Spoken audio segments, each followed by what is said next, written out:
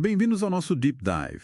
Hoje, a gente abre os arquivos de um caso bem específico, né? Processo 080031671.2025.8.19.010. Isso, lá do Juízo Especial Cível de Bom Jesus do Itabopuana, no Rio. Exato. E olha, temos bastante coisa aqui.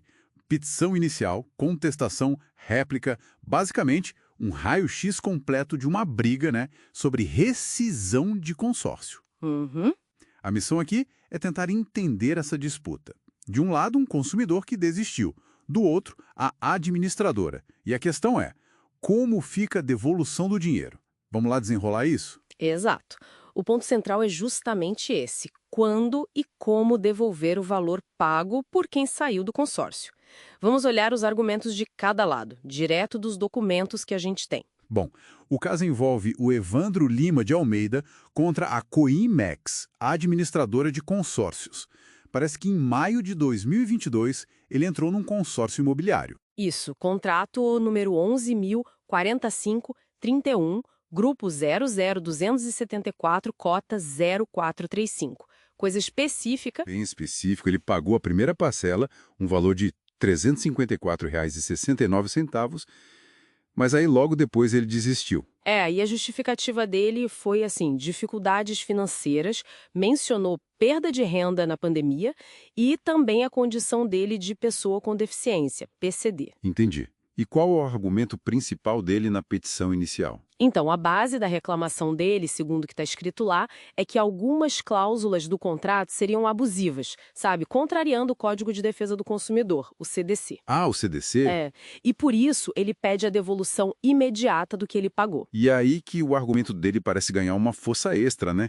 Ele diz que, poxa, esperar até 20 anos, que é o prazo do grupo... 20 anos? É muito tempo. Ou então ser sorteado entre os outros desistentes para receber de volta só R$ 354,36. Ele acha isso totalmente desproporcional. Cita até os artigos 51, inciso 4, e o 53 do CDC. Que falam justamente sobre cláusulas abusivas, né? Que colocam o consumidor numa desvantagem exagerada.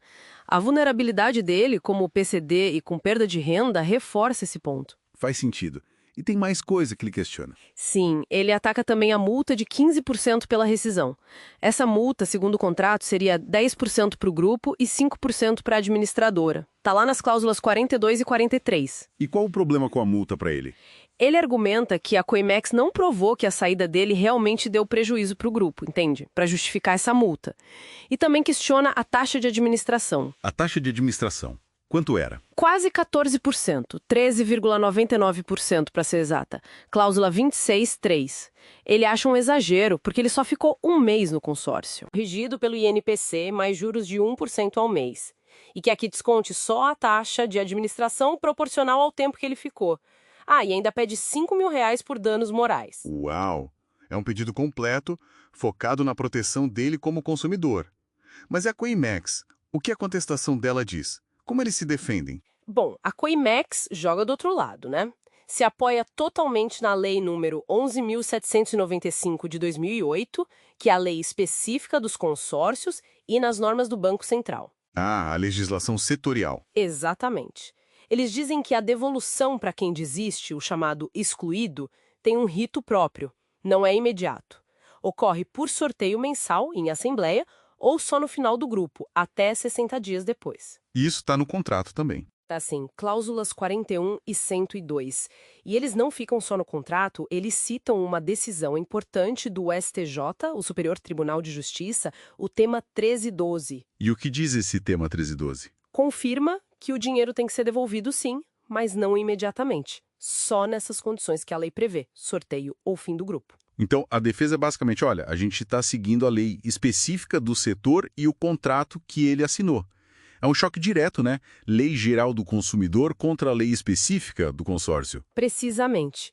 Eles defendem a multa de 15% também, dizendo que é uma compensação por prejuízos e que isso está previsto tanto no CDC, no artigo 53, parágrafo 2º, quanto no Código Civil. E a taxa de administração alta? Para a taxa de administração, eles invocam a súmula 538 do STJ. Essa súmula diz que as administradoras podem sim fixar taxas superiores a 10%. Então, para a Coimex não teve nada de abusivo nem dano moral, porque eles só seguiram o contrato e a lei. Entendi. Negam tudo então. Basicamente. Contestam também a forma de cálculo da correção e juros que o Evandro pediu e também o pedido dele para inverter o ônus da prova. E como é que está esse processo agora? Qual a última movimentação que os documentos mostram? Olha, teve uma tentativa de acordo em audiência lá em 8 de abril de 2025, mas não deu certo. Sem acordo. E aí? Aí o processo foi para uma juíza leiga preparar a minuta da sentença, isso em 18 de abril. Só que, e aí vem um detalhe, um documento mais recente, de 24 de junho, informa que essa sentença ainda não saiu. Já passou o prazo que era previsto. Atrasado então. E tem uma coisa curiosa. Em 23 de maio, quando já tinha acabado o prazo para juntar provas, o autor, o Evandro, juntou um arquivo de áudio MP3. Um áudio, depois do prazo. Para quê? Pois é. Ele justificou dizendo que era só um resumo do caso para, facilitar a compreensão do juiz. Uma manobra interessante, né? Fora do tempo processual comum para isso. Bem interessante mesmo essa do áudio.